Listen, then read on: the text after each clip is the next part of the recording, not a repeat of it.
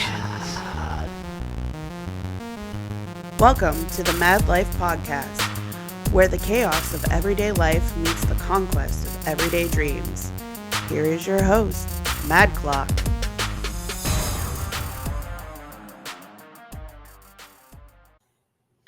What's up, everyone? This is episode 6 of the MadLife podcast, and I have with me Caleb Straus of EMZY ENZY. How you doing, buddy?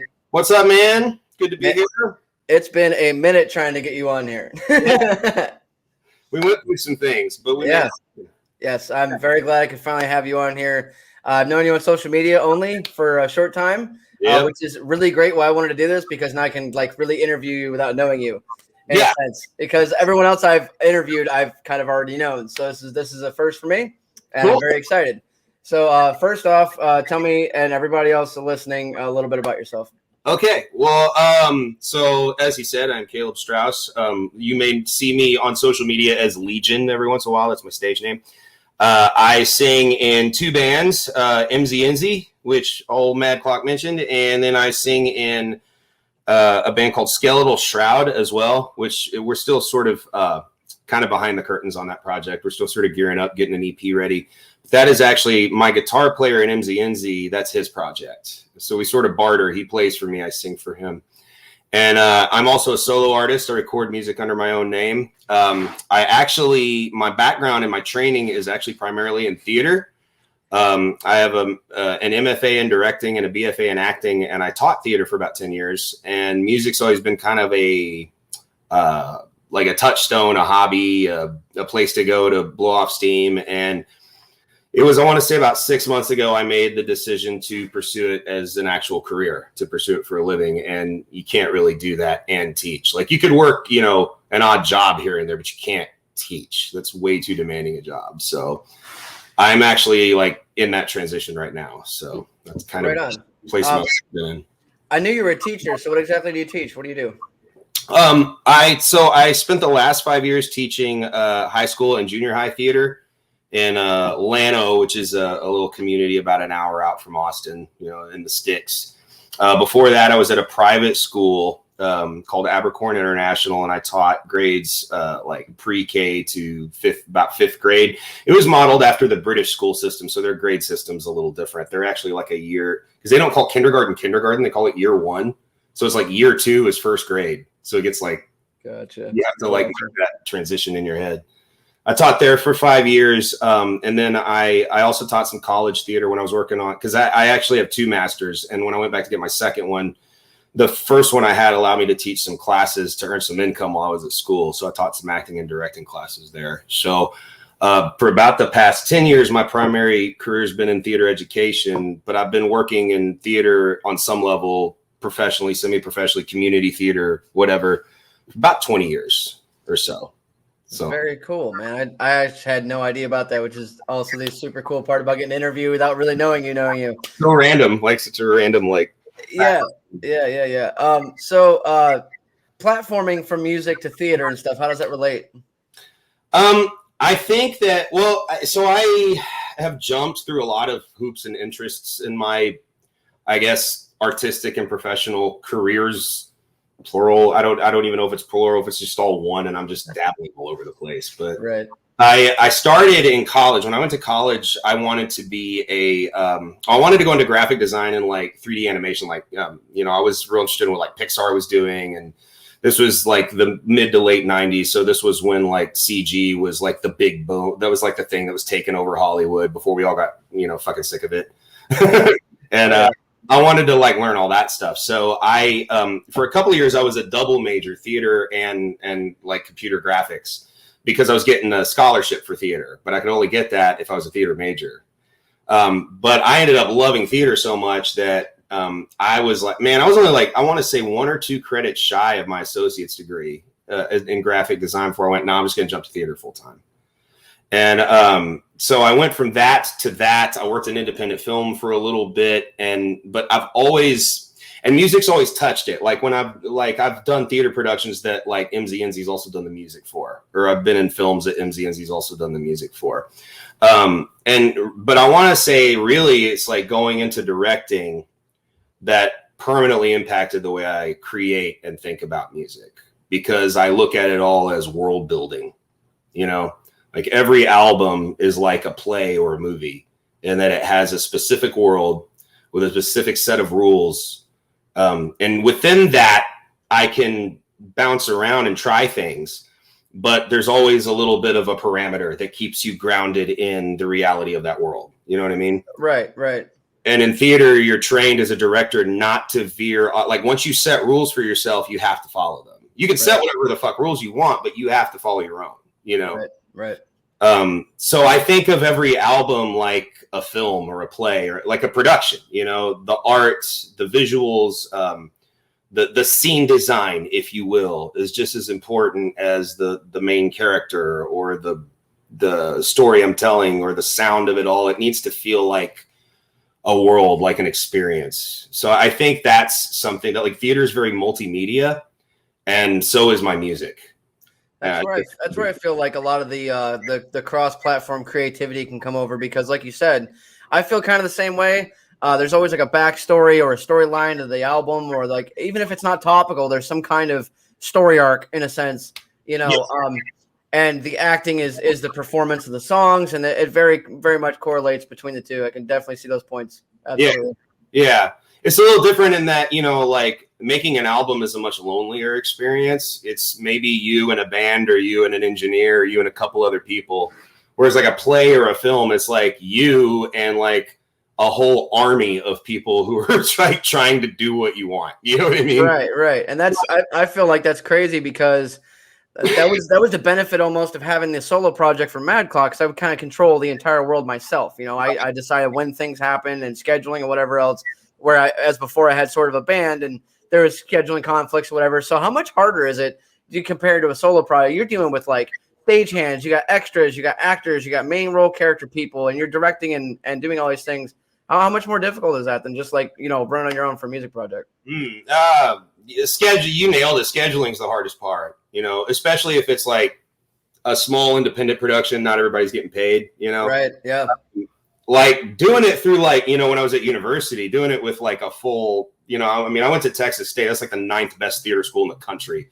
So like if you got a main stage show, they're like, what you need, you know what I mean? Yeah. When you have a budget, it's like really easy to, I mean, if you have a sense of how a machine needs to function and work and you got a budget, it's a lot easier. When you're, but when you're flying by yourself, you typically 9 times out of 10 don't, you know, or you have a much smaller one, you know. And I know you know about that life. You pour a ton of money into your business and your product, and and it all comes from you, you know. Absolutely. Like same thing with EMZY ENZY, you know, like, I mean, all the merchandise, like most of that comes from my bass player Bill's pocket, because he's the merch guy, you know, like online promotion, PR, social media, DistroKid, all that comes out of my pocket, you know, because I'm the PR online guy, you know, or I outsource promotion or whatever. Right. That's my world, you know. Chris, my guitar player, he's actually making a tea brew for us. We're gonna have our own tea brew, because he like has his own garden and he grows and like harvests his own tea. And it's really good. So super cool. Yeah, dude. So EMZY ENZY's about to have a tea brew. How metal? Everyone's doing whiskeys and coffee. EMZY ENZY's like, nah, bro, tea, dog. No, that's not very classy. Yeah. Pinky out with EMZY ENZY from now on. Exactly. Yes. We're going to bring some class back to rock and roll. And you hit the nail on the head that like we fund our own projects. We don't have some backing corporation doing this shit for us. You know what I mean? Which is, I mean, it's the most. I always bring this up as a topic. It's the most mind-blowing fucking avenue of work to be in, because you do it all yourself. It's maddening. Who the hell is going to dump thousands of dollars into a project, get nothing back, and still do it? And 9 times out of 10, you have to have another job to make it work. Oh yeah, absolutely. Yeah, you got to support the other bills that you have outside of, you know, like, okay, T-shirt made at home, hat made at home, cool. But I didn't sell these; these are mine. So I just already put myself in a hole to a T-shirt and a hat. That's that simple. So you really want something, you got to dedicate to it. So exactly. And that's the big part. I always bring this topic back around full circle for this podcast. Is I wanted people that feel like they have less of an opportunity. You know, maybe they don't have the proper resources or they don't have the funds, And to have people like you, me, Jonna, Bella, Joe on these episodes to say, we don't fucking have shit either, man. We really don't. Yeah. It's really drive, passion, and the willing to just do the damn thing. Yeah, it is. Yeah, it's almost it's a stubbornness, It really is, yeah. Like, and it's a kind of stubbornness that I think it'll chase the wrong people out of your life and it'll attract the right people in. I totally agree with that, because the people that are willing to be like, you know what, that dude's got a dream, let's help him. Are the people that are genuine about it. You're not trying to make anything off it. They're not trying to fucking watch your downfall or that stupid shit. They just want to be there to help you build this thing. Yeah, they believe in you. Exactly. Absolutely. And that's my team. Shout out Jonna, Joe, everyone on my team right now. They're doing an amazing job. Yeah. As well as you are also a father. Yes.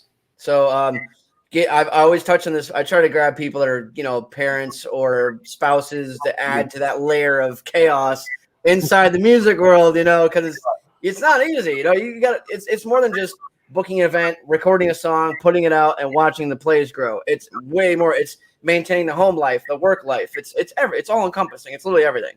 Yeah. So the experience of being a father, I see your son is fairly young. Kind of walk through me like the process. How did that affect your music, your theater, the goals that you had at the time? Yeah, definitely. Well, my first was born. Well, I was a stepdad before my biological children were born, because and I'm not married anymore, but I'm still close to my stepson. He actually just turned 18. He's off to college, which is awesome. Super cool. Anyway, I need my meds. Anyway, it's crazy, but it's like, like having kids is something I always knew I wanted to do.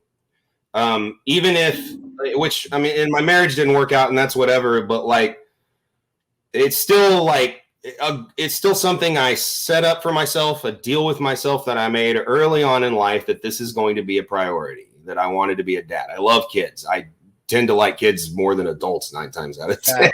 Big facts. And you do have to make sacrifices for your children. You have to, like, for the first 6 months of their life, I didn't do much. For the first 6 months of Eldon's life, I was actually in grad school, so I was directing a show because I had to. Right. But I would have actually preferred to have been home with him.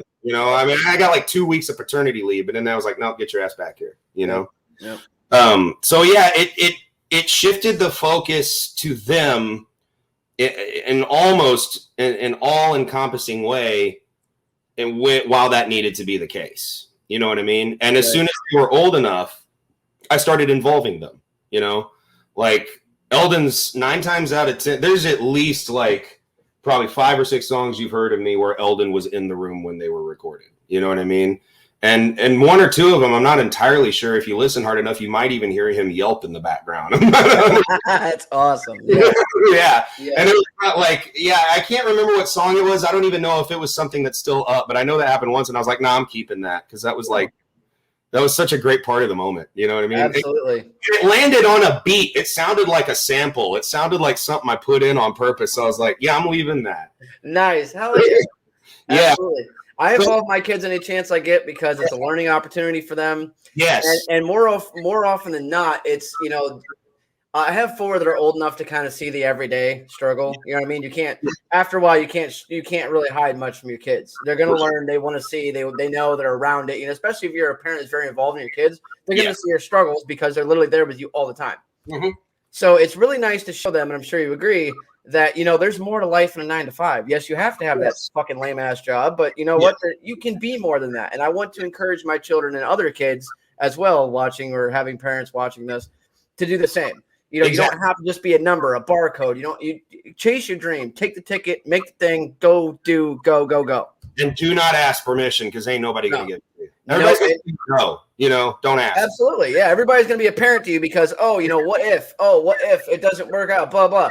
Yeah. I recently quit a job that was paying me fairly well. For lack of a better term, I couldn't handle the stress anymore, the chaos of the job. My boss looked at me and he goes, well, what are you going to do? This media company, it's just a pipe dream. And I'm like, I am not a 9 to 5er, man. I have more ambitions than that. And yes, I'm going to have a job to provide for my family, but be damned if that's all I do. If you're fucking 67 years old now, you've already made that decision. Good for you, but you're not dictating what I do in my life. Well, and the thing is about everybody telling you, it's like, you almost haven't even reached you haven't reached an important milestone until somebody's told you you're crazy. You know what I mean? Because you know who else has that in common with us? Everybody we fucking grew up listening to. Yep. You know what I mean? Absolutely. All the other statesmen of rock were told the exact same thing. Yep. So that does not scare me at all. Ozzy was told the same thing. Yep. Everyone. Everyone. Yeah.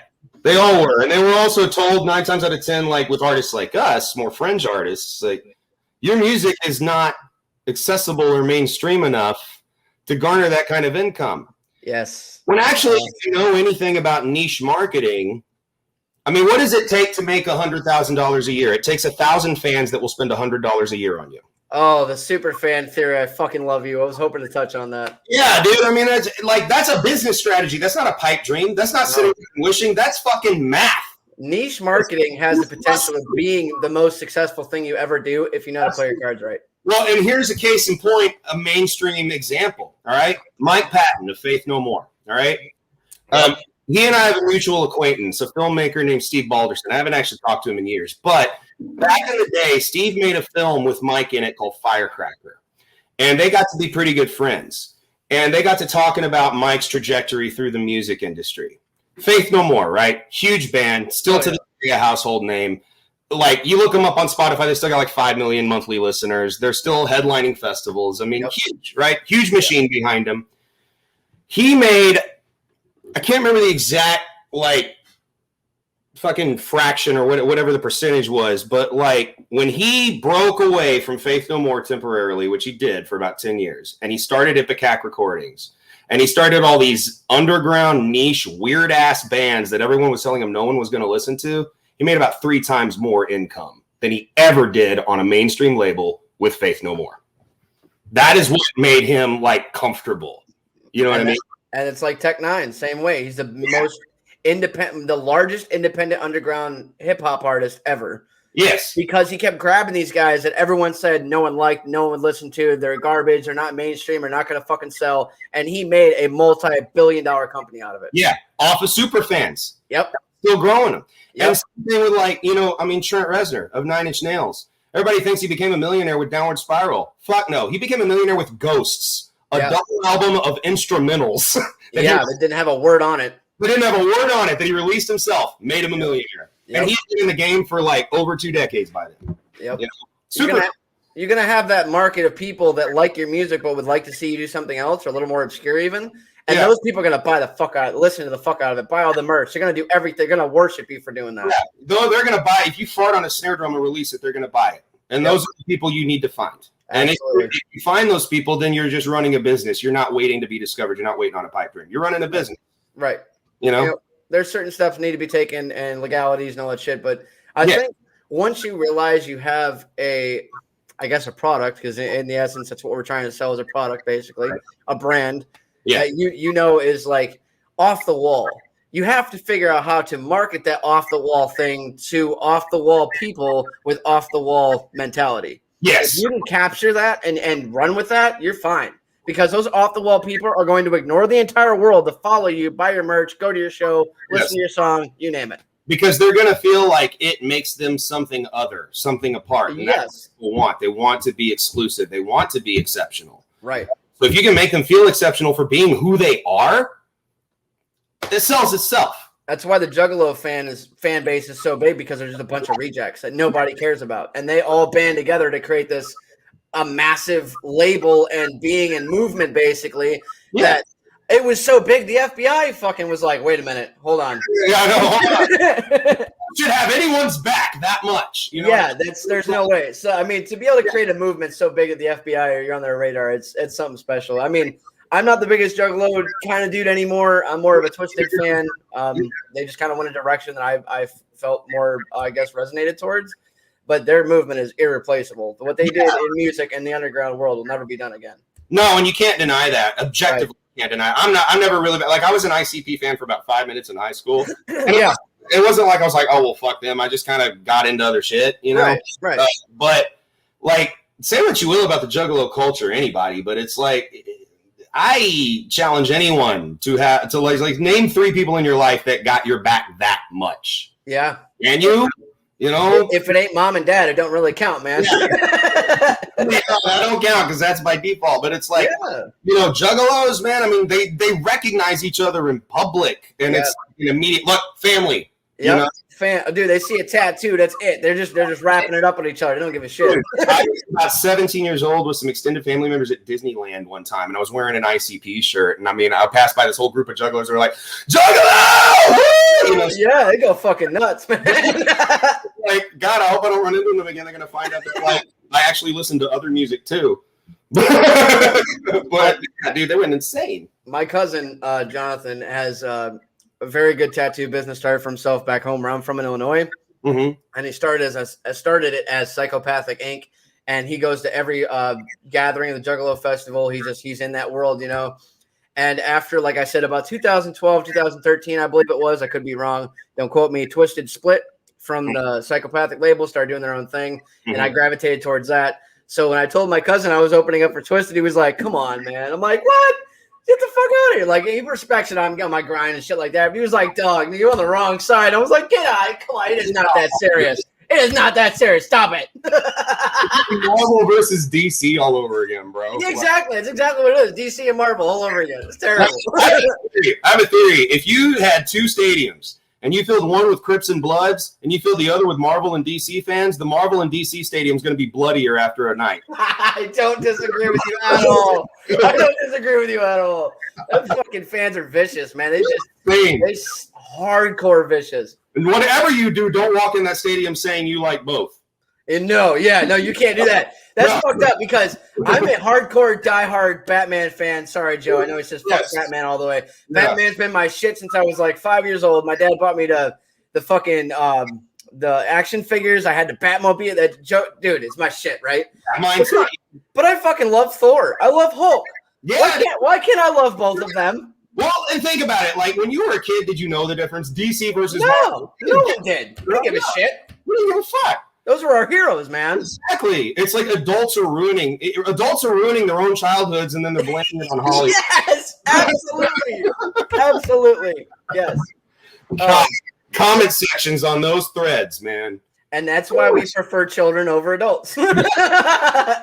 Children have this simple, straightforward outlook on life, I guess. You know, I take time with my kids. I have 6 kids, for those who don't know. And they all range age. I have 2 stepchildren. I just claim them as my own. 4, I birthed myself. Well, I didn't birth them. I made them. But just sitting down with them for 10 minutes at the age between 3 and 5. And it's just like, why can't the rest of the world be this simple? Yes. God, yes. I think that so often. It's their ideals are nothing but love and acceptance. Yeah. And, they might find something weird, but you will never hear the word hate out of a fucking 4-year-old. No. It's not going to happen. They don't recognize that visual word at all. No. They learn that. They start learning that shit when they get around to other people. You know? Right. Other people, other environments. Yeah. Yeah. And I don't know like how spiritual you are, but I really, I'm not a Christian or religious, but I do believe that there is another world. Yes. And I just believe that children are still a little closer to that world. Absolutely. It goes back to the whole Sixth Sense movie where he could see dead people, because I believe that the spirits in the netherworld and beyond the veil, they just relate to children more because they're so more open-minded than we are. Yeah. We've already determined our, visual standpoints on things, the way we believe in things. We've already kind of established that within ourselves as adults. We think we know everything. Yeah. And children are just so open to, wow, that's something I can put my hand through, but it's kind of cool. Where humans would be like screaming and run away terrified. Yeah, exactly. Children just have a open-minded acceptance that I feel like we somehow lose between the ages of 12 and 18. I don't know where it goes, but it's gone, and we can never get it back. As much as we appreciate and view that and acknowledge it as a thing, I don't think any of us could really obtain that kind of mental structure again once it's gone. No, and it's hard, and it's funny because I think in a lot of ways that's why I make music, is like a drive to find that thing again. Absolutely. Yeah. Yeah. I want to be transparent, and I want to be honest and truthful and real to people. That's why my music is real, like yours, in a sense where the lyrics are raw, they're real, everything's emotionally driven, and because we're striving to become more than ourselves, which I think children have already obtained without trying. Yes, exactly. And so there's no, like the mind of a child, there's no, ooh, I wrote that line, but man, that's going to step on some toes. Should I take that? No, fucking don't smooth off the rough edges. Make it sharper, make it edgier. That keep that realness intact, because that's what's going to attract people. And it feels to me, ever the optimist maybe, that we aren't the only ones that feel that way, because the people that connect with our music, they seem to be, even if it's subconsciously, looking for that connection too. Absolutely. That other thing. Oh, absolutely. I have had a lot of internal struggle with myself, thinking, maybe my music's too personal. It's not going to reach out to people, because there's internal struggle of like drug addiction, being without my kids for a short time while I try to get clean, dealing with, exes and all this personal stuff. And it was like, man, I just, this stuff's so me. How is it going to be anybody else? Yeah. In essence, we are all kind of the same people to a degree, or at least experience some form of strife that is relatable back to anything of that nature. Yeah. I mean, we are all connected. I truly believe that. And we are all connected through experience and through perception, through our perspective. And we're all connected through that perspective of, we are all our own main character in our old story. Yeah. We're all our own I. You know what I mean? Yes. And so it's interesting you say that, because it's like, the more we are, the more people seem to, and the more afraid of that we get, the more we seem to connect, the more we seem to hit the mark, I totally agree. Actually, my song Aries off my first album is probably like, it's one of my best yet worst songs, because I literally laid it all out. I laid my entire story out. And I listened to that thing and I'm just like, God, why the hell did I?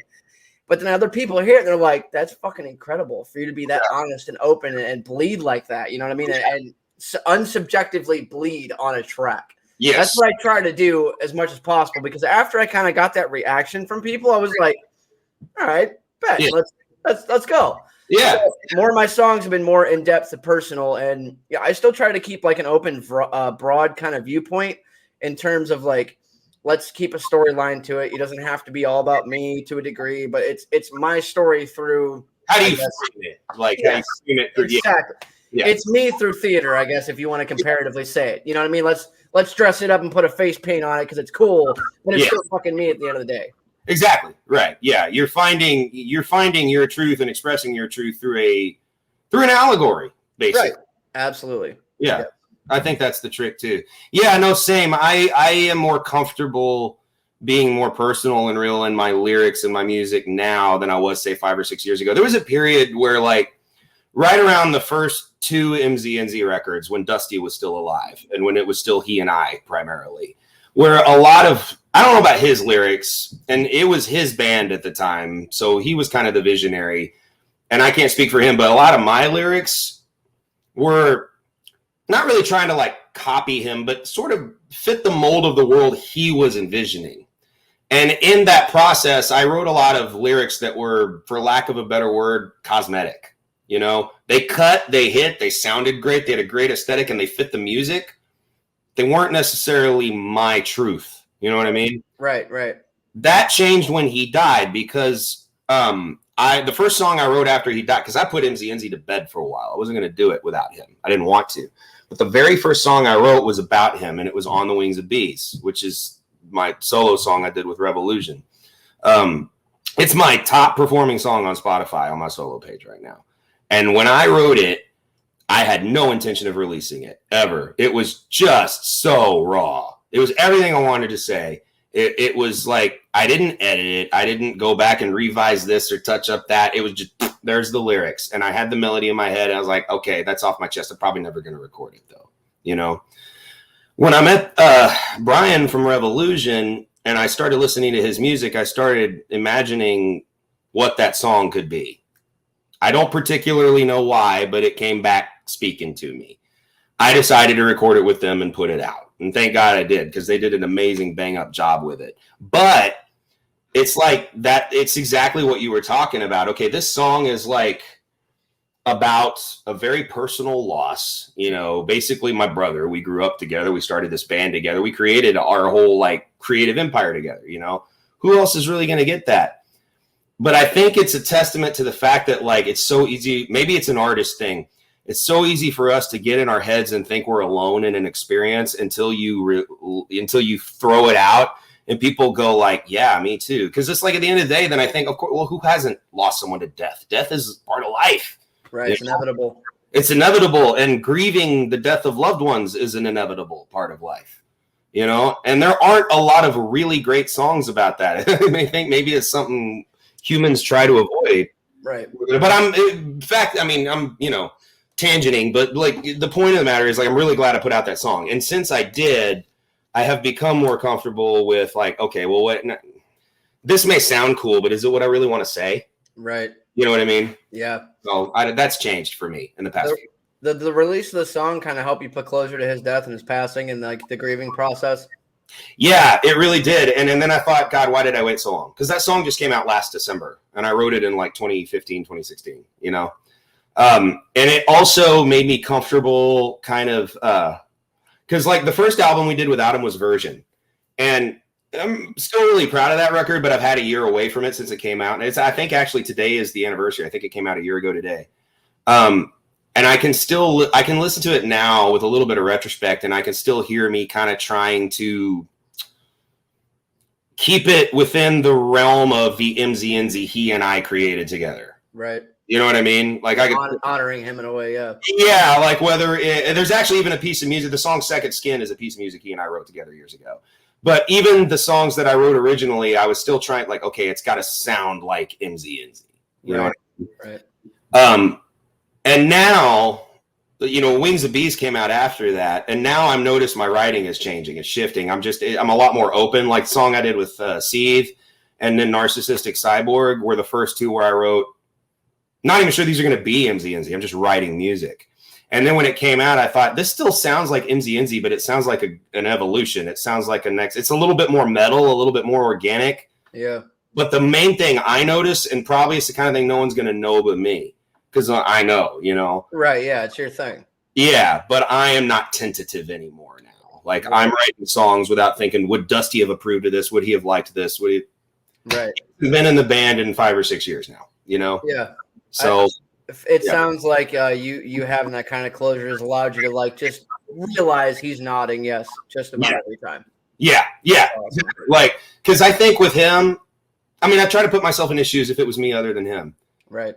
Oh, I'd want him to keep doing it, but his way, because I'm not there. I can't do it my way. Right. I do it his way. So that's what I'm doing. And he and I, like, as much as we gelled artistically, we write different ways and we gravitate towards different things. Yeah. It was the original EMZY ENZY was really based on the balance of our musical languages. And now it's like I'm having to just kind of find and hone my own within that realm, if that makes sense. Yeah. I feel like you've discovered a lot of things about yourself through that process, though, which is very, very good and therapeutic in a lot of ways. Definitely. Yeah. It's even everything from like just kind of, I don't know, reassessing my own taste in things, my own taste in music, my own, the way I live my life, the way I organize, with the kind of people I associate with, even like once he died, it was like this domino effect of change, Right. He died. And then my ex-wife got pregnant with Eldon, and then Eldon was born. And then a couple of years later, I was getting divorced. And then a year later, I'm quitting my teaching job. And then, like, you know what I mean? One thing after another. After another. Yeah. Most of them, I mean, other than his death, most of them were choices. Right. But I often wonder if, like, his death in a way was a catalyst of me making those choices and me kind of thinking, gosh, like, it's one of the things I love about your name, Mad Clock, me against Death Clock. Like, our time here is so limited. What do I really want to do with it? And I'm going to have to sacrifice some things. You know what I mean? Like, absolutely. I really, really, really tried not to get out of my marriage, but then it came to a point where I was either going to kill myself or leave. I had to sacrifice seeing my kids every day, but I'm sitting in this chair. Yep, dude, I can relate so hard. Yeah. 2015, like, this is the reason the whole project, if you know some of the backstory, why it all pretty much started, the ex and I split. I needed to get clean, and the only way to do that was to literally just absolve myself in solidarity for a while. I had to find out my own path to get clean. I couldn't be around the same people. I couldn't be in the same town, and that also meant being away from my children for 6, 7, 8 months while I figured my shit out. Yeah. It was literally the hardest fucking thing I've ever had to do, And I've explained it to my older kids now, and they do understand. But back then it was like, they're never going to forgive me for this. And I beat the shit out of myself trying to figure out how to get past it. Yeah. And literally the music in this project has helped me kind of push through that. And also in a way kind of explain why the things happen that happen. But yeah, that had to happen for me to be sitting here talking to you. Yeah, exactly. Yeah. Sometimes it takes tragedy to get to a triumph. Absolutely. And I could totally relate to the fact that like putting that music out post his death, you know, and having that experience kind of pushed you in a certain direction musically. My mother, I didn't know my mother for the first 24, 25 years of my life. She just wasn't there. And after I met her for the first time, I had a jaunting experience. She overdosed on her medication. She's not mentally there all the way. She's bipolar, BPD, bipolar depressive. It's pretty bad. And I almost lost her in my arms the day after I met her for the first time, like as an adult. It was nuts. Crazy experience, right? So after this experience happens, me and her stop talking for a while, and I'm just like, how do I get past this hurdle? You know what I mean? It's literally like somebody died in a sense. Like, who is this person I don't even know, but I met, supposed to be the one that birthed me and all this shit. Yeah. I wrote this song called Make Believe because it was like, I heard all these stories from people about my mother, but I never actually knew her, never met her. And then, you know, it was just felt like it was a make-believe, made-up story. I was born out of Mary Magdalene miracle. I just was born, didn't have a mother, kind of thing, you know. But doing that song, out of all the songs I have on my first record that were about, you know, my personal struggle, things I've been through, that one in particular kind of took me past this, like, barrier in a way of where, like, I was thinking too much about writing. Is this going to sound good? Is this going to fucking translate? Am I saying the right things? After I made that song, there was no hold barred. Because, yeah, I talked about my bullshit, my drug addiction, losing my kids, this and that. But, like, that was a fucking huge moment in my life. Yeah. And after that, I played it on stage. And I remember crying on stage while performing it. And unfortunately, I had a friend of mine in the crowd. I wasn't aware that I lost his mother like 4 months before that. Like, she died of cancer. And the song was so powerful. He like left the stadium, he left the room, which I was performing in because he just couldn't handle it. We talked afterwards. It was very powerful. And like, me and him are standing outside this venue talking about our experiences that are totally different, but about our mothers and bawling inside each other's arms. Like, it was the most kind of surreal experience. After that moment, I was like, there's nothing I should ever fucking question about my music ever again. Exactly. And then once you have that feeling, it's like two things happen. One, as you say, you realize you got to stay that real. Yep. And then two, it reminds you why we go through all the shit we go through in order to do this. Absolutely. When someone's like crying to you saying like, you helped me, you saved me, you got me through something, like, yeah, whatever, take whatever it takes, take the skin off my back, take whatever. Anything, dude. Yeah. I walked outside because like my buddy was like, I was like, where's dude? You know, he's like, oh, he went outside, you know, his mom. And I was like, what are you talking about? So he filled me in. I was like, oh shit. Yeah. Like, I didn't mean to. So I walked outside and I was like, bro, he just grabbed me. Yeah. That was it. There was no like, and there was no other words, but dude, most insane moment I've ever had in my entire life. It was so cool. That's awesome. Yeah, it was like therapy for both of us in a way. Just sitting there, just two grown-ass men. I just got off stage, I'm sweating balls, just bawling my eyes out. But like, it's the most raw, intimate interaction you can have with anybody that even remotely believes in what you're doing. Yeah, absolutely. And you both needed that cry. Absolutely. Got you that. Real men fucking cry. Oh, hell yeah, they do. Or the way I used to say it, it's a very Texas way to say it. It's like, real men fucking cry, and then some douchebag says, no, I don't. Be like, bitch, you wanna? Yeah, exactly. One pop to the nose, you're gonna cry. Absolutely.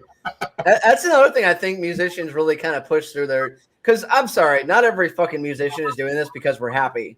No, yeah, we're not. This is therapy. You know what I mean? Yes. I think every musician on every worthy musician to me on a level has this sense of dark humor that just really turns people off. Because you don't know how fucking any other way to deal with this shit, man. Yeah, exactly. You gotta laugh at it because you go. I'm a father of 6, and I still tell dead baby jokes. This is just the way it is, man. I don't know. I have people be like, "What the hell did you just say?" And I'm like, "Yeah, baby out of a catapult, splat on the ground." They're just like, "I thought you had kids." I'm like, "I don't fucking care. I love mine." Not my kid. Not mine.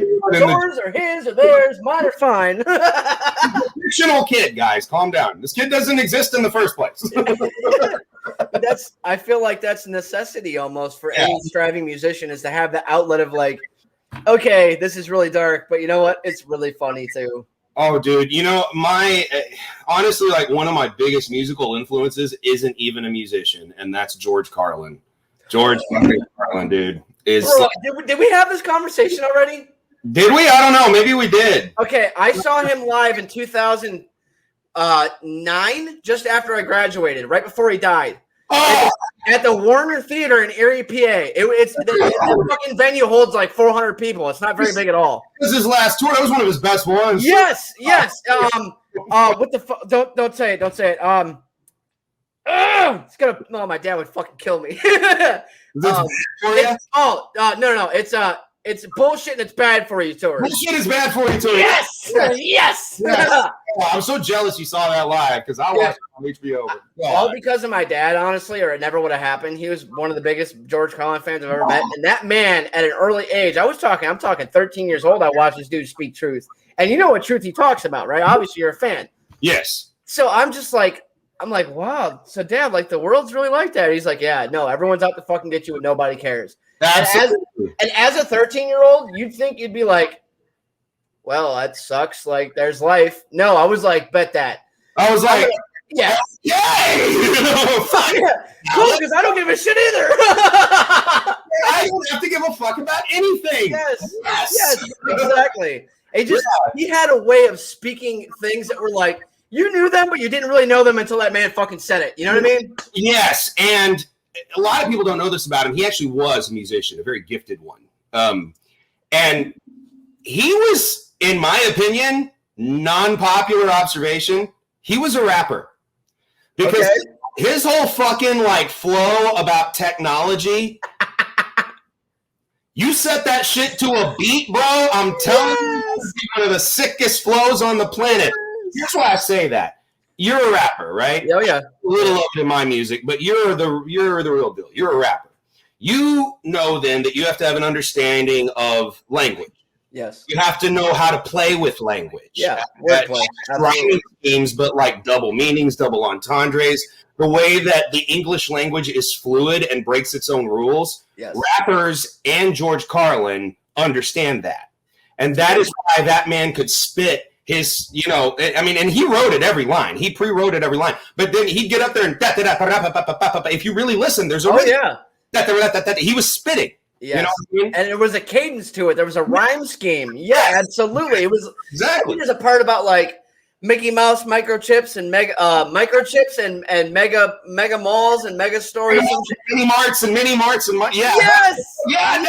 Like, oh my God.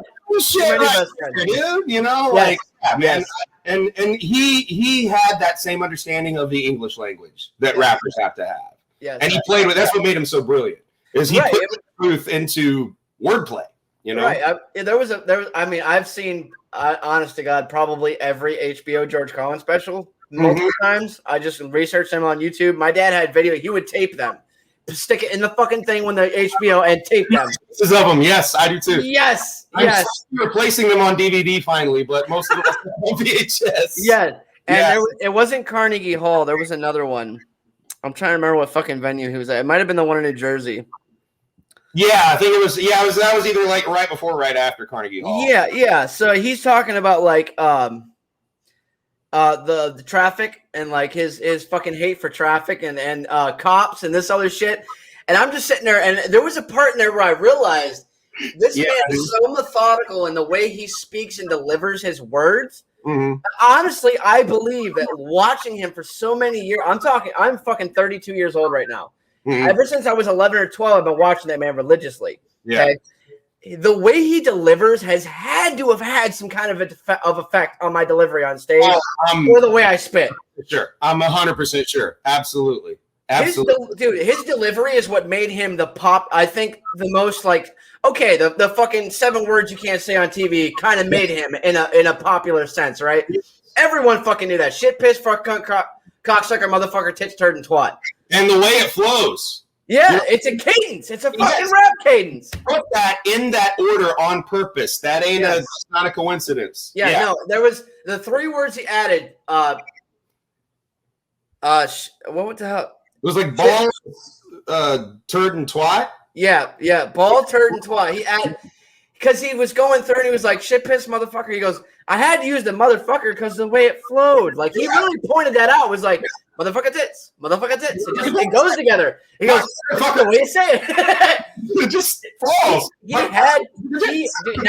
Now we're having this conversation. I think I fucking realized that man had such an impact on my wordplay and delivery as an artist. Yeah. Because of the way he did it.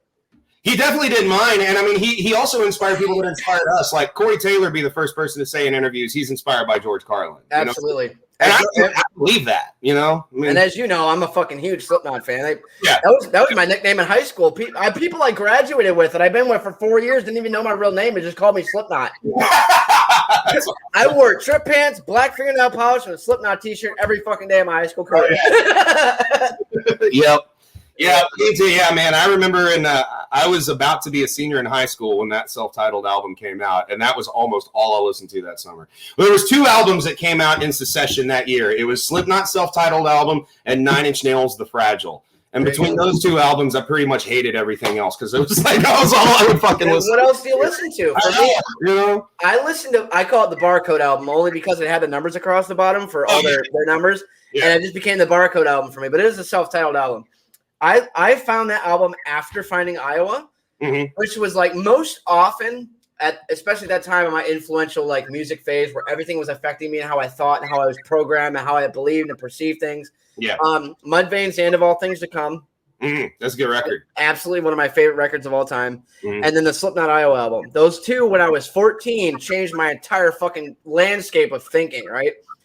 And then I found the Barcode album, and I'm thinking, okay, usually like an older album is they're like less of themselves. And I would even just like pass on older albums from artists I like because it wasn't the sound and evolved sound I was looking for. I listened to Barcode and I was like, I really thought it was after the Iowa album. I mean, engineer-wise, I had no idea because you can clearly tell engineer-wise they're 2 completely different albums. Yes. For being a 14-year-old, I didn't even register in my brain. It's the savagery of that self-titled. Absolutely. Yeah. Dude, Eyeless. I heard Eyeless for the first time, and I was like, what is fucking that was my first Slipknot. That was my first Slipknot song. And what was nuts about it is like, you know, they're like these kings of metal now. And I remember hearing Eyeless thinking, this isn't pure metal. Like, because you start, it's like, there's Aphex Twin beat. Is this going to be some drum and bass shit? Yeah. No. Okay, there's some guitar. Okay, it's kind of Cornish guitar, a little bit of a, and then it just hits that pummeling. Yes. Oh, it's death metal. What just happened? Yeah, and it blew. I never heard anything like that. No, and no one will. Honestly, it was unadulterated chaos that they happened to get on a fucking track. Yeah. They had one mission to literally destroy the music world. Yeah, that was it. And I have to tip my hat to them because few bands that start with that level of anarchy evolve as classily as they have. Absolutely. Like, I mean, they've stayed relevant and they've stayed Slipknot. They've grown up a bit. You know what I mean? Yep. Never forsaken that core of what makes Slipknot. Right. And there aren't a lot. I would say them and the Dillinger Escape Plan, the only 2 I can think of off the top of my head that just like album after album really don't have a stinker. Have survived and evolved professionally. Yes. Some shit, you know, like eating members, you know, like. When I heard the Volume 3 for the first time, I fucking hated it. Absolutely hated it. I was like, this is not fucking Slipknot. Where's People Equal Shit? Where's the fucking Heretic Anthem? I don't like this shit. Who is Vermilion and fuck that bitch? I hated it. Yeah. And then at my later years, like, All Hope Is Gone came out. And I was like, bro, they're back. Yes. Gematria and fucking all them songs. Gematria. And then I get to be like 24, 25, and I hear Duality again. I hear Vermilion again. And I'm like, this is some top notch. Why did I ever fucking hate this shit? It's a really good fucking album. When you're going through puberty, nothing's heavy enough. Exactly. You know? I think that's what it was. They were starting to mature. Like Duality came on Rocket 101, so your local rock station. Yeah. And it was the first single that premiered off the Volume 3. And I was just like, what the fuck did they do? No. like the guitar wasn't heavy enough. He only screamed a little bit, but primarily sang most of the song. You know what I mean? Like, no, what the fuck is going on? Had that like Rick Rubin Americana. Oh yeah, very clean cut and produced very well. It wasn't as raw and gritty and distortioned out. You know what I mean? Yeah. But that album put them on the platform for major label and major mainstream media. That prior to that, metal was not accepted in that mainstream level at all. I feel like Mudvayne, Slipknot, Korn, those guys really, the new metal era really pushed the kind of mainstreamy, touching kind of metal that we have today. Yeah, and Volume 3 really cemented it. I'll be honest with you. It was an unpopular opinion at the time. It's not as unpopular now, but Volume 3 is my favorite Slipknot record. Really? It's hard for me to pick a favorite Slipknot record because I love them all for different reasons. Right. But Volume 3 is the one I go back to the most because I remember seeing an ad right before it came out where it said, "Forget everything you know about Slipknot." It was like their self-titled promo pic, all of them standing in a row, but all their masks were like X'd out. It was like, "Forget everything you know about Slipknot." And I started catching the buzz that they were doing something different. Yeah. So here's what makes me weird and why it's hard for me sometimes to sell music. I love change. I love when bands throw me curveballs. I see, and that's the school I come from. I'm a little bit older than you, not much, but a little bit. And it's enough, though. It's weird because with music, especially over the past, I want to say 20 years, music has changed so quickly that the 6 or 7 years or whatever that are between us is almost a generation. Oh, yeah, absolutely. Musically, it's maybe 2 generations. Even. Yeah. So a lot of the stuff you mentioned, I liked, but it ain't where I come from. You know, I came from like early 9 Inch Nails, Ministry, Faith No More, the first Korn album, you know, the early 90s when it wasn't called nu metal yet. Right. It was a new metal. Yeah.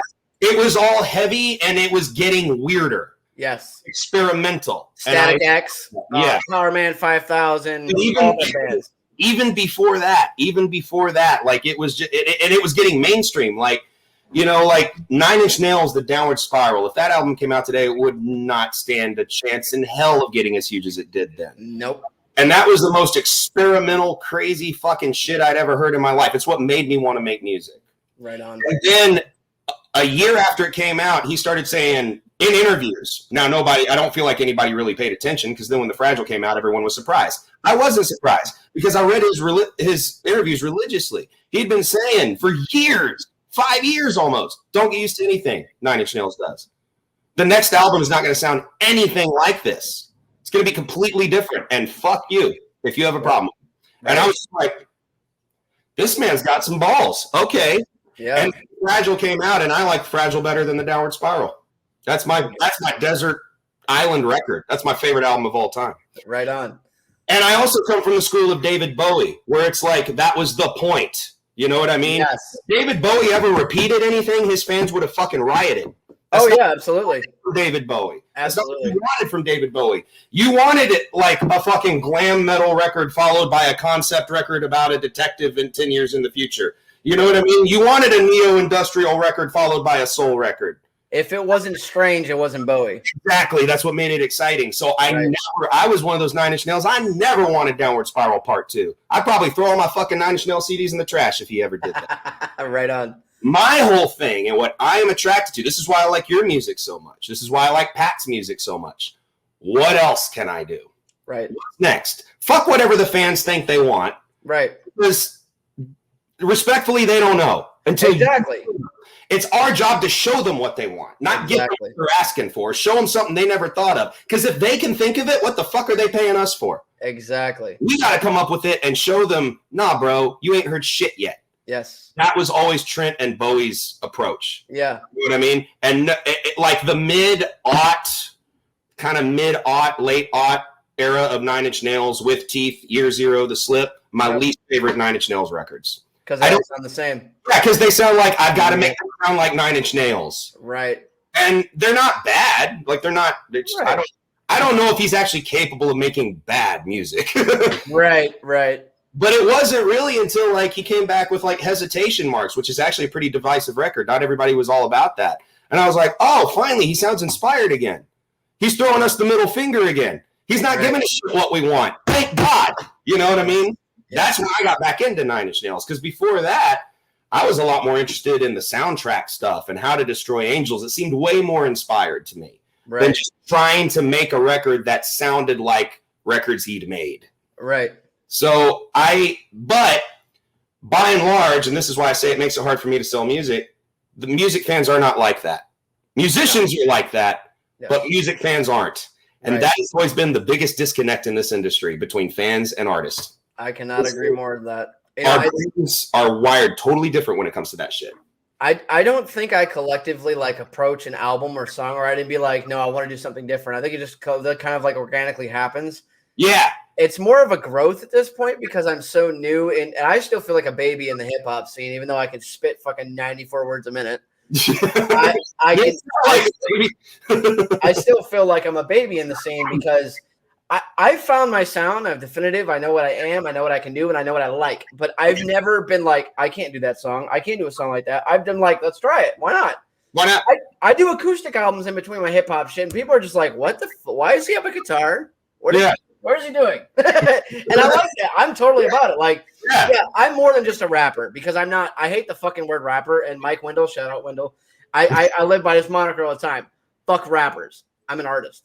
You know what I mean? There's more than what I can do than just rap. I'm not a lyricist. I'm not this. I'm anything I want to fucking be at that given time. And you can't dictate that. Yeah, and that's the way it's got to be. Otherwise, you're lying to your fans. And here's the thing that fans don't always understand is they ask us to pretend and repeat this shit that they liked, but what they don't understand is they're gonna fucking be mad if we do. Exactly. They're gonna feel let down, and rightfully so. If we do that, you know what I mean? There was a moment where I made Villain, and it's been like my most popular song because it's just got that like sing song along hook. Everyone can sing that, you know what I mean? And everyone can get into it. Yeah. And I've been battling with myself temporarily at certain times, being like, I have to make another Villain. But no, I fucking don't. No, you don't. Make your fucking music, man. You know? And like Narcissistic Cyborg is our most popular song right now. And it's probably because of the hook. You know what I mean? Right. So purposefully on My Kindness, there was no hook. Well, there is kind of, but it's quieter. It's this quiet, weird, like avant-garde fetus-y thing. Yes. You know, it's not that catchy. It's not a big melodic soaring hook. Right, it's there. It's there. You know what I mean? And it repeats a couple times, but it really ain't a hook. There really isn't a chorus to that song. Right. So I'll do little things like that. Like I'm never going to try to force something that I don't want to say, but I will set little rules for myself. Like, okay, to keep me from getting stagnant. Like, okay, this song, the last thing I did was real hooky. Let's do something a little less hooky now. Yes, I approached it very similar way. You know what I mean? Or if it like the last song, okay, like was real thrashy. Like the next EMZY ENZY single, you know, My Kindness is real blast beaty, real death metal-y. Right. So the next EMZY single is probably going to be different. It's probably going to be a little slower, maybe a little like doom metal-y or something. You know what I mean? Yeah. I'm going to set a different set of parameters for myself. Right. But while still acknowledging that, and I think what makes it sound like EMZY ENZY or what makes you sound like Mad Clock is no matter what we try, we're ourselves. We're honest. Right. You know I mean? And in the moment too, it's the most important thing because when I'm writing and I kind of have this like for Time's Up, I was just writing to write because at the time I had nothing else. It just became an album. It was like an idea, the project that got pushed. Okay, let's try this thing. The Volume of Secrecy was like, all right, after I made this thing, a lot of people started talking shit on me because I'm just this corny little white kid that raps. And, you know, they were all like, oh, well, he thinks he's this. I know what the fuck I am. So the Volume of Secrecy was exactly that. How loud are your secrets? How loud are you talking shit? It was kind of conceptual, but it wasn't. But I can feel like Time's Up feels like this sound. The Volume of Secrecy feels like this sound. Yeah. Now Devils Never Cry has its own sound of itself. So I'm just so in the moment that I don't think about, and I'm sure you don't either. Yeah. What was the best song off that last record? Let's try and do that again. No, it needs to organically happen in the moment as we see fit. And and this goes back to your first question about how do like theater and music, how do those platforms, like how is there a similarity? This is a similarity, I think. One of the best books I ever read on theater directing is A Director Prepares by Anne Bogart. There is an entire chapter in that book called Get Out of Your Own Way. And basically what it kind of dances around is the idea that like, okay, you're a director and it's like, yes, this is your show, your vision, but you also have all these collaborators. You have actors, designers, technicians. They're not your servants, they're your collaborators. You kind of got to let them work. You've got to, what it means is basically you've got to let the piece of art reveal itself. You know what I mean? You have to get out of its way and let it speak to you. It's almost as if like, it's not really, it's almost like you're a channel and it goes through you. You know what I mean? Version was that way. Like, I mean, from the album art to the sound of the album to everything about that world, I was about 2/3 of the way done with that record when I realized, oh, it's this. Okay. Now I can, and then usually the last 2 or 3 songs I record go like that because now I know the trajectory. The path, yes. I know the path. And then like, okay, so that's the same thing that's happening with Crim. And Crim, we're drip releasing a song at a time. So it's like, and honestly, I designed that album cover before I did anything. I just had this idea for this like fictional lava-y planet, and I wanted a bunch of like metal sounding music to be around it, you know? Yeah. But now that I'm like writing the songs and releasing them month to month, it's growing, it's changing, it's evolving, and I'm letting it because it's telling me what it wants to be. Right. You know? So a lot of times, it's like you can start a record with a preconceived notion. Okay, well, I'm feeling this direction, but if you start getting tugged away into another direction, I think you have to follow that, even if it's not where you thought you were going. Because absolutely, that's the thing talking to you, and you got to listen. You know? Yeah, and that's the Volume of Secrecy was kind of like, it was immediately thought of like, all right, this is my kickback to everybody that doesn't believe in me. This is my fuck you to my doubters.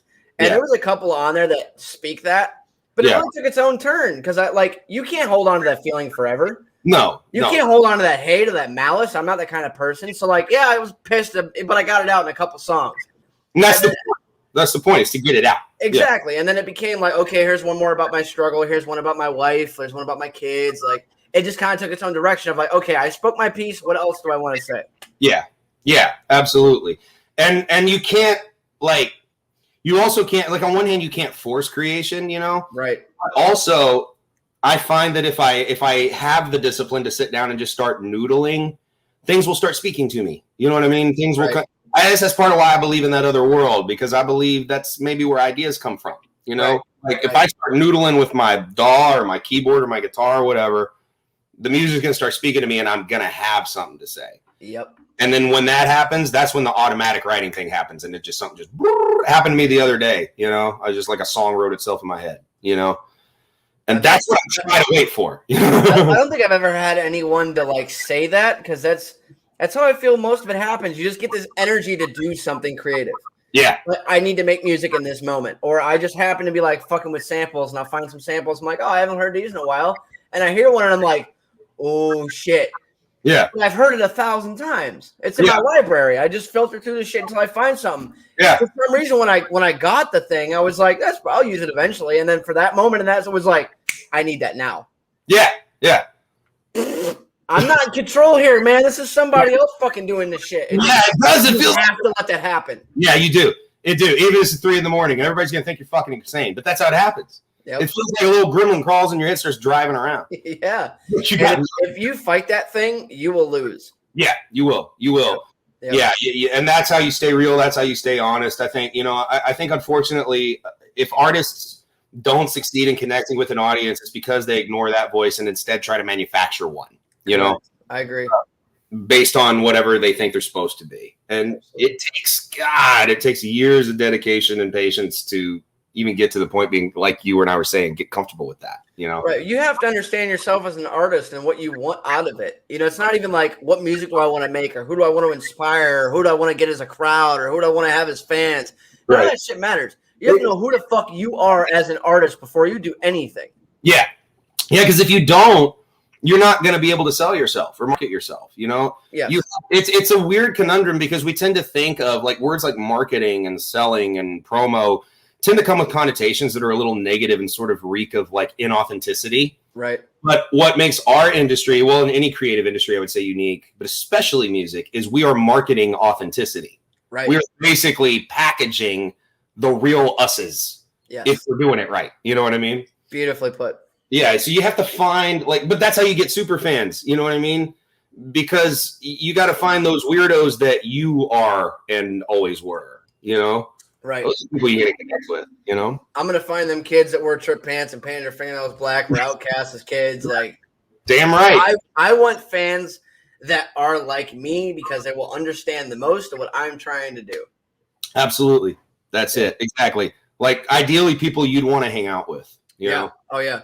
And so I had my first, okay, I don't know if you have ever had this, and it's my first experience. I've been doing, as you know, I've been doing music like a long time, but it was primarily acoustic and shit. I never rapped before until these past like 4 years, I think. Right. I had my first super fan experience, like in person. Nice. I didn't even know what to do with it. I never expected it. I didn't know. So a friend of ours had been contacted and been like keeping up on posts and sharing stuff for me and Bella. And we met her at the show at the Outpost in Kent, Ohio. And I'm not kidding. This girl was like shaking. Wow. And we're just like, I can't believe it's you guys. Oh my God. And I was just like, what do I do? What do I do? What? Okay. I mean, I'm just a dude. I don't know how to act right now. Because even like Bella knew the girl and was like, okay, she's going to be there. She's a big fan, like treat her like family. Obviously, like it's a fan, you know what I mean? No big deal. But I just didn't expect to kind of like froze up, like, hi, how you doing? And like in my head, I was like, oh my God, you just ruined this experience for this girl. I think you're like some fucking amazing, like awesome superstar. And I was trying to, in my head, I was like, all right, I'm just gonna do this, and then fucking blah, blah. It doesn't happen like that. Unless you can anticipate something like that, which I thought I could. I really can't. I don't know what the fuck. I was like, hi.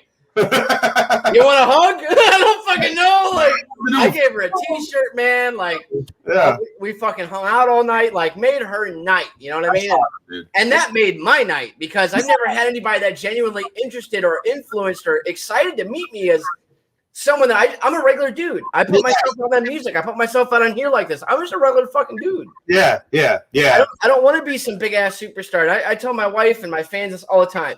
I don't want to fucking be famous. I want everyone to know my music, but I still want to be able to walk down and get a pack of smokes. And that's possible now. You don't need to be famous anymore. Right. It's like we said. It's like 1,000 fans that spend $100 on you a year. And that's internet famous. You don't have to be in person famous at all. You don't. You ain't even really got to do it if you want to. You know. Right. But I would tell you this: you ever get that experience, it's a strange one. It hasn't happened to me in person. I've had like a couple people write me, you know, and that's strange enough because like I had a dude like a couple months ago write me and just asked me to send him an autograph, and I wanted to be like, why? Yeah, right. Because you're like, who the fuck am I? Like, why? I'm no David Bowie. I'm no George Carlin. Like, who the fuck you want my shit? And even like at the show, people were like, yo, sign this, and I was like for real? Like, you sure? Okay. I'm not used to it. I don't know. Erase it later. Yeah. I don't fucking know how to play this game, man. It's not my game to play. I hit the record button and I rap. Leave me alone. Like so like socially uncomfortable unless it's like, well, I don't make small talk very well. Like conversations like this, I'm real good with, but like making small talk, I'm just like. And that was it too. Like we're talking in person, or she's standing there like just staring at me. I'm like, what do I say? Do I talk about me because that's what she's here for? Do I not? It's not like all these things. You can't prepare for that. I didn't fucking know what to do. I don't know, man. I don't think I would either. I don't think I would. But she had a great night, a good experience with me and Bella, and that's what our goal was. But I tell you what, it was fucking hard. I had no idea what to do, man. I'm not used to that shit. Yeah. I'm never going to get used to it because I'm not that kind of person. I love being the center of attention. I'm an only child, and I love being on stage. But that's about as far as it goes. Yeah. I don't want to be in a room full of people with everyone staring at me, asking me to get me the fuck out of here. No, not happening. My love for attention ends the minute the stage lights go out. That's it. Once I'm off stage, I'm nobody. Leave me alone. Leave me the fuck alone. Yes. Exactly. And that's not to deter fans from coming and approaching me. It's like, I just don't want to be fucking bombarded with people. Like, I don't want that. Well, and I try to be conscious of that. Like when I'm at shows, like I don't get all up and I'll say hello, maybe ask for a picture, and then I fuck off. You exactly. You can't be okay. So like Metal Mafia, they're out of Youngstown, Ohio. I recently met the band. I opened for them in Dropout Kings in Kent, Ohio. Yeah. And they're like a big deal. They're like 11,000 fucking followers, and like they're a big deal. Yeah. And you know, everybody after their set wants to pack up, get the shit done, and go home if they're not trying to mingle or whatever. And I'm like, man, but I got to meet these guys. Like, I got to fucking say hi, say something. Yeah. So I'm like, I always find myself stuck between fangirling and leaving people alone somewhere in this weird middle. Yeah. And it's like, yeah. And I've even chickened out once or twice. Like, oh, yeah. I've been able to meet a few people I really look up to. The one I chickened out on was Mike Patton, though. I was within like 3 feet of the dude, and I had a shot to walk up to him, and I didn't. Yep. You want to know mine? Ready for this? Yeah, who's you chicking on? Bob Dylan. Yeah. Okay, I on that too. I fucked up, bro. Okay, I've seen him live 3 times. Yeah. Wow. Yeah, I know, right? My dad is the biggest Bob Dylan fan and George Carlin fan you'll probably ever meet. He has literally every one of his albums, which amass to about, I think, 44 or 45 albums now. Jesus. Yeah, right. He's 80-some still on tour, doing over 100 shows a year. I don't know how he fucking does it. Anyway, we were in Hamburg, New York. It was an outdoor venue. And the song "Everybody Must Get Stoned" comes on. Everyone thinks it's about pot, so they start smoking weed. It's really not. It's about like the biblical days of getting stoned to death. So it was the last song he played. Everyone's fucking stoned high, and I was sitting front row, and it's like fold out chair seating because it's an outdoor venue, right? Yeah. This man, I mean, he was still walking on his own fairly well. He had like guys like stand next to him, make sure he didn't fall over, and he's 80-some fucking years old, but the guy's still moving. He's not Mick Mars, you know. He can move on his own. Yeah. And I swear to God, no more than fucking 5 feet from me. I could have been like, hey, Bob, let me get your autograph. Let me talk to you a minute. I could have anything. I could have fucking said something. Yeah. And I was just like, and that was it. I watched him walk by. That was it. I've been to 3 Bob Dylan concerts, and that was the closest I've been to him. And I really should have fucking said, because that man inspires my acoustic music, as you can probably clearly hear. Like storytelling, folk music. His shit is fucking incredible. Yeah. Why did I say something? I'm so dumb. I felt about Patton too. Yeah. And at the time I was like just getting into his music at the time. And I heard a lot of like tale that he could be kind of an asshole. Yep. And then I have since learned that a lot of that was just like interview persona because he hated interviews, that he was actually really cool with fans. Right. When I learned that, I was like, well, shit. You know? Yep. He probably would have been all right. I mean, as long as I didn't like ride his dick, as long as it was just like, hey, dude. You know, just get a picture and then leave him the fuck alone. You know what I mean? The other experience I had, which I did try and it didn't go very well, I probably cut him on an off day. Okay, you know Sully Erna from Godsmack? Yeah. Okay, I used to mow his summer home. And, okay, he has this no bullshit. He has a summer home in Chautauqua, New York.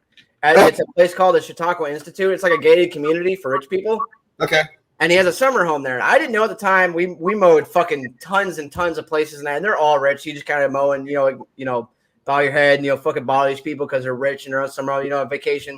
Yeah. And I fucking mowing the lawn and it's unrecognizable. Sully Erna walks up the fucking driveway and I'm just like, get the fuck out of here. No way. I'm looking around and I'm mowing with a bunch of older guys that don't even know who the fuck this dude is. Yeah. I'm just like, this is my chance. If I don't fucking, I'm like 17. It's one of my first jobs. Yeah. I have to say something. Yeah. I was like, Sully Erna. Like I turned the mower off mid-line. Terrible idea. Sully Erna? And he's like, yeah, what's up? I was like, can I get an autograph, man? He was like, I mean, you can finish my lawn and come talk to me. I was like, okay, yeah, I'll do that. And I was like, all right, I just pissed that dude. Like, he's in his fucking summer home. You know what bothered? A fucking 15-year-old fan ass, which is like, oh my God. Stupid ass. Oh man, I kick myself in the ass for that every day. Yeah, my coolest experience. He was like, yeah, I mean, mow my lawn first. We could talk. He didn't come out after that. He was probably watching me from the window like, oh, stupid ass. Yeah. And I'm sure he's a cool dude, or maybe I caught him on an off day, or maybe he is that way. I don't fucking know, but who knows? Who knows, man? But that was a cool experience. I just kind of stood there like, I guess I'll fire this lawnmower back up now. I didn't know what the fuck else am I gonna do. Well, this is the last time I worked this gig. Goddamn. Yeah, that was it. I think I got fired like 3 months later or some shit. I was a terrible worker when I started. Oh man, that was all right. Hilarious. That's hilarious. Yep. Yeah. I don't think I have one like that. I mean, I have a lot of stories meeting people where I feel like I was an idiot, but I don't know how much of that's real and how much is me just Your own head. Yeah, in my Yeah. But I used to be. I'm not really as into his music anymore. I've just changed too much. I still think he's brilliant. I'm just not as into it as much. But you ever heard of Devin Townsend? Why does that sound familiar? Who's he from? So his first band was Strapping Young Lad, and okay. He's primarily a solo artist now. He's had Devin Townsend Band, Devin Townsend Project. Okay. I do know Strapping Young Lad very well, though. Yeah. So he was the mastermind of that. Right on. And so I saw Strapping twice, and it was when he brought it back from the dead, actually. And I met him twice. The first time we met, and both times were just complete clusterfucks. The first time I met him, I was with Dusty and our friend Jubal. And I didn't have to say as much because Dusty and Jubal were really talkative, so they handled most of it. And he was really nice. He was really cool, real polite. He doesn't really like all that interaction, but he'll do it, Right. Picture with us, and this was back in the disposable camera days, Right. Delivery. Fucking picture with him is the one picture on the roll that did not come out. And then the second time I met him was about 2 or 3 months later. He was opening for Meshuggah in Austin. And I walked up to him because I saw him on the side of the stage. So I walked up to him during Meshuggah's set and tried to spark up a conversation with him and give him one of my CDs. And he was really polite, but really uninterested. Yeah. I very quickly stuck my tail between my legs, excused myself, and went back in and watched Meshuggah. And I was one of those experiences where I was like, this motherfucker does not give a shit about me or my CD. He's trying to watch his friends on stage. I was in the middle of a set. You know what I mean? Which being now older and being kind of in this industry, I know it's it would drive me crazy if somebody did. You know what I mean? But that's the time I look back on going I guess it doesn't bother me too much because I'm not as into him now as I was, But that's the time I look back on and go, what a dipshit. Yeah. I was old enough. I was almost arguably old enough to know better. I was 21, 22. Yeah. Well, I mean, that's like you said, being in this industry now, you kind of understand. That's back then I was oh, fuck Sully Erna, dude, that's bullshit. He's a fucking asshole. And looking at it now, and I'm dude is just probably in his fucking summer home. Why the hell would you want to be bothered? Yeah. So, but you honestly, thinking about it now, you take that gamble anytime you talk to somebody with any kind of musical stature at all, because you're going to catch them on either the best, worst, or kind of sort of maybe interested date. That's true. Did they have a bad set? Did they not? We are subjectively our own worst critics. Sure. So you can sit there and be like, wow, they put on a fucking hell of a show. Man, that was awesome. And you can talk the show going, that was probably my worst performance. Yeah. He don't want to talk to anybody. Yeah. He's in his own head in that moment. We've all fucking been there. Yeah, that was terrible. That was my worst show. And people be like, it was incredible. And I'm you don't fucking know shit. Shut up. Go away. Even as an actor, I've been there, Literally, it's a gamble every time you try to approach somebody. So I try to keep that in mind. Yeah. When I approach somebody and they give me the shit or the stink or the uninterested moment, it's that's just people. Yeah, it is. They're humans just like we are, Right. As much as we deify them, they're people just like we are. Yeah, absolutely. And, and it's the thing is are they an asshole or are they not? Well, who knows?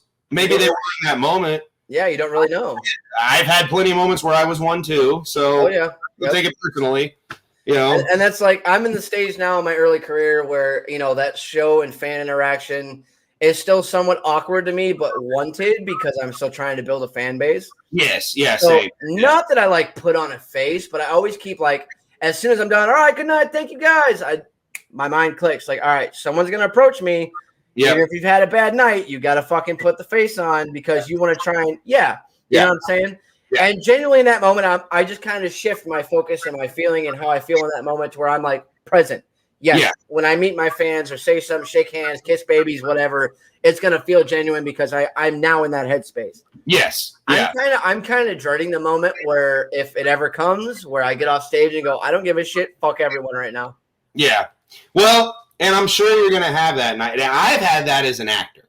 Right. And the theater I used to act at would make us, the cast, we would have to go out at the end of the show and stand in a line, like the line we bowed in, basically, right. in the lobby, and let the audience come by and shake each of our hands and tell us good show and all this. And there were some shows where it's like you say, where I just I fucked up all of that. I want to go home and cry myself to sleep right now. I don't want to talk to anybody. And you got to sit there and go, thank you so much for coming. We appreciate it. Thank you so much. Because you got to keep in mind, and the way I always reconcile it with myself is, do you want them to come back to a show that one day you feel better about than the one you feel about tonight? Right. You know what I mean? Correct. Because that's how you get them back, you know? Absolutely. If they are too into your shit or naive to know better, great. Yes. I mean, like, yes. You didn't think that was complete and total dog shit? We're gonna go with your You're gonna go with your interpretation of tonight's event. Yes, absolutely. Yeah. Yep. But it can be hard. It can be hard when you are in your head and you feel like you fucking like let yourself down, let your friends down, whatever. It's hard. Oh yeah, for sure. It's hard to put that face on. But part of running a business too, you know. Right. It's a risk you take.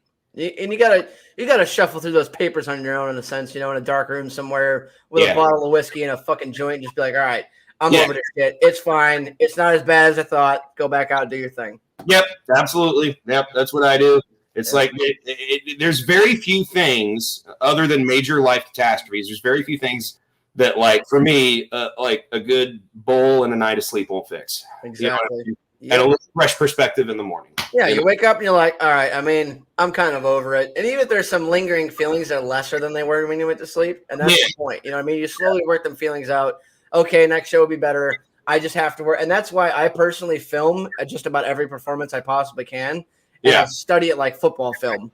And I've had a few people be like, wow, you're just a fucking narcissist. Like, no, I'm trying to better my craft. Yeah, you have I want to watch myself fuck up and be like, okay, that's the part I struggle on. Because in the moment, I'm kind of in this haze. I'm in this like red mode. I don't really remember everything because of the adrenaline and the stage presence and you being in the moment.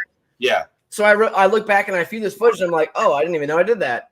Yeah. Why the hell did I do that? Oh, that part was good. You know, and you just kind of like make notes or whatever. And I've had people be like, that's really fucking selfish and dumb. Like, you're all about yourself. I really am, and I have to be if I care about my craft. Well, I guess my question then to them would be, what's the difference between that and like a football coach going over play videos with their team? And that's what it feels like to me. And that's why I've always put myself mentally into perspective, and people combat me with that. Like, because I tried other artists even, and that's where I get the most of the flack from is other artists, I guess, people around this area that I don't appreciate or talk too much anymore because of the way they treated me or themselves or other artists, and be like, well, that's kind of dumb. Why would you do that? And it's like, that's literally it. Like, a football coach fucking makes his teammates study film so they can get better at the next fucking game. That's what I want to do. So there's a lot of like kind of cliched knee-jerk reactions in the artist and creative community that make them first and foremost afraid to treat this like a business, which it is. I'm sorry. Oh yeah, if you want to be serious, it has to be a business. Yeah, it has to be. And you know, but they want to say it's like, well, the minute you treat it like a business, you're killing the purity of it. Like, well, no, not if you know what the fuck you're doing. Right. You're just figuring out how to get it to more people. You know what I mean? I feel like people that say that are just scared. They're scared. They're scared of their own success. Yes. And they'll say things like, well, I don't listen to my own music because I think that's really narcissistic. Bro, I'm going to sit here and tell you and every fucking person on the internet that's watching this, I listen to my own music all the fucking time. I listen to my music more than anyone does. Me too. Yes. Because two reasons. One, why the fuck did I make it if I'm not even going to listen to it? Exactly. I made it for me, bitch. Yep. Really? Yes. I'm the first customer. Yes. I'm customer one. Yes. Fuck you. Yes. Absolutely. Second thing, where's my mix off? Where's my master off? Did I hit this note? Is that part maybe a little too buried under the mix? That's how you get better. You got to assess your own work, and you have to kick the shit out of yourself. Absolutely. You have to, because other people are going to. There's songs in that first record where I'm like, I remember being in the moment, but like, this song is fucking killer. Yeah. I love this. Yeah. I have to play this one live. And I played it live. I've been playing the song Sovereign. I'll pick one in particular, Sovereign, off my first album. I play it live, and I've gotten to a point where the end of it, just like this mantra, I guess. And I've gotten people to start singing it with me, which is really cool. So I started realizing I kind of wanted like a mantra in one album. And every album I wanted one song was like, if people gravitate towards, they could sing it with me. That'd be really cool. Yeah. Villain kind of had that. There's one on this new album that I feel like is kind of like that. But without me listening to that 1,000 times and making that realization, I would have missed out on that opportunity. Yeah. I never would have realized that like, oh, that'd be really cool for live set. Like, let's see if we get people to do that. You have to constantly be looking at every aspect of your music, your craft, your artistry to evolve it or put it, or like even obtain your goals that you didn't even know you had.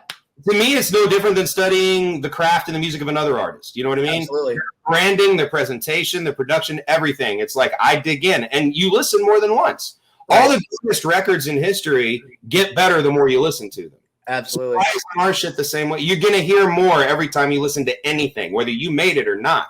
So the more you listen to your own shit, the more ideas you're gonna get for your next shit. You know what I mean? So it's like, so to me, if an artist wants to say, I prefer not to listen to my music once I'm done with it. I mean, I'll listen to it for assessment reasons, but after that, I don't. Okay, fine. But back up off me about me listening to mine. Exactly. My process is my process. When I watched Corey Taylor perform live for the first time, I was just captivated.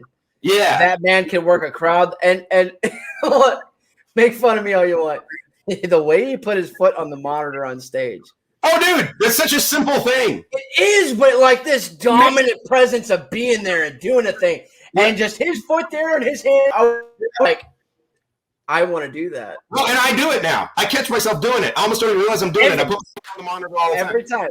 And the thing is Corey is a big guy. You know what I mean? And when he puts his small, on the my size. The minute his foot's on that monitor, he grows like 5 feet. You know what I mean? Just, yes. You know what I mean? Yes.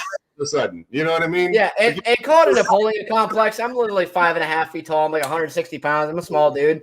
But when I put my foot on that monitor, I feel like the biggest motherfucker in the room. Yeah, dude. Well, like Corey's kind of like Carlin and that, with his like a fiery, angry little Irish dude. Like, yes, he may be little, but it's like y'all got that vibe. Like little, like don't fuck with shit. No. I wouldn't fuck Corley. I wouldn't fuck with Corley Taylor on my worst day. That'd be a horrible idea. Oh no, he could just punch you with his fucking neck, and that's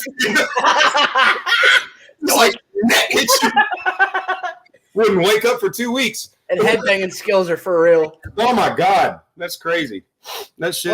Well, shit, man. We're putting on about an hour and a half here, so yeah. Well, it's been a fucking hell of a conversation, man. I really appreciate you being here. Thanks, man. Me too. I've really enjoyed it. I'm glad we could finally make it happen. Absolutely. So, the last kind of thing I do with all my guests: do you have any piece of advice for an upcoming artist in this world that doesn't really have themselves figured out yet? What would you give them for advice?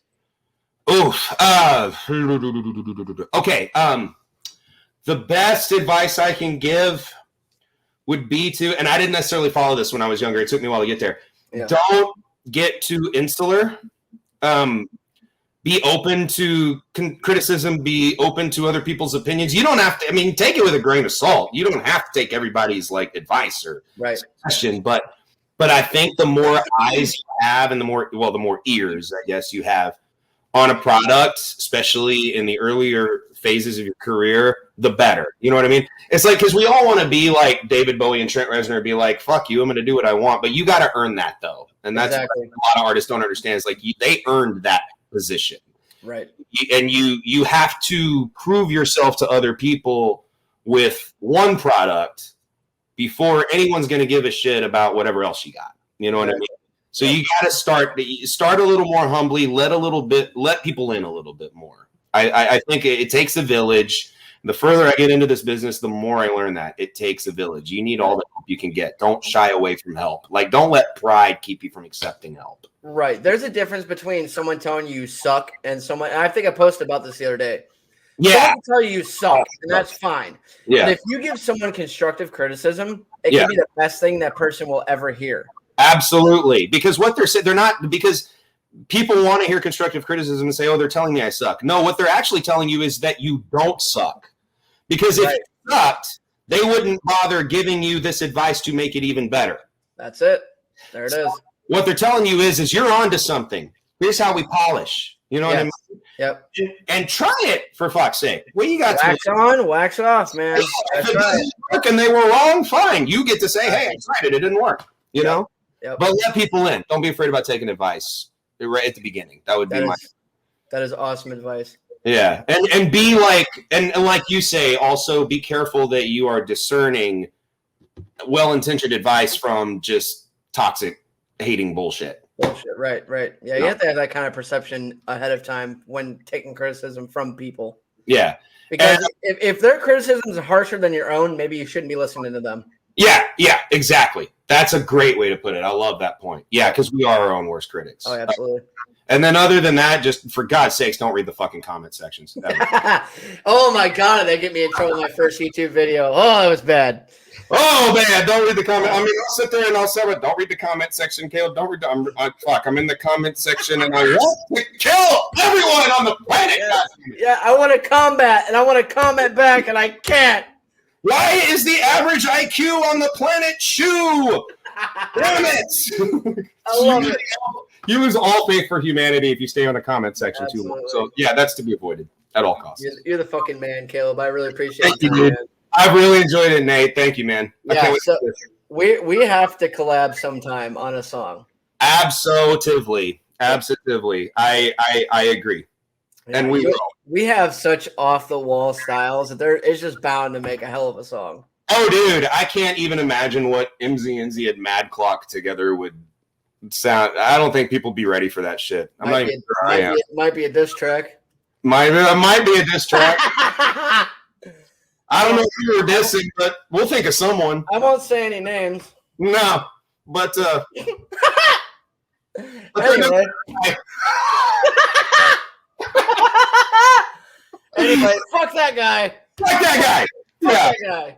Anyway. All right. This has been episode 6 of the MadLife podcast. My amazing fucking guest, Caleb Straus of EMZY ENZY. This is sponsored by First Angel Media and Brutal Business Entertainment. Check out my YouTube. Subscribe to the fucking channel. Go check out EMZY ENZY because they're fucking awesome. Thank you so much. Love you guys. Y'all have a great day. Peace. Peace.